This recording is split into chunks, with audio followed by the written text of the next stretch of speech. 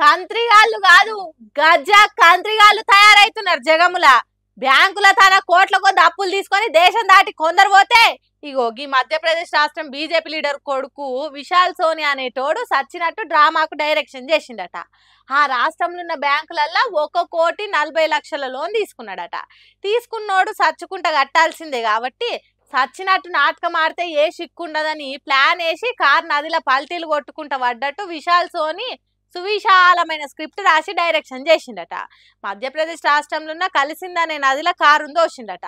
పోయిండు పోయిండు పోరడు పోయిండు అనే ప్రచారం చేయించి పోలీసులు వచ్చి నదిలో ఎంకులాడేటట్టు చేసిండట. వాళ్ళు వచ్చి క్రేన్లు పెట్టి కారును బయటకు తీసిండట. కానీ పోయిన పోరడు ఏడున్నాడని ఎంత ఎతికినా దొరకలేడట. 10 రోజులైనా జాడాలేదు పత్తలేదట. ఆగో అట్లెట్లా జరుగుతుంది?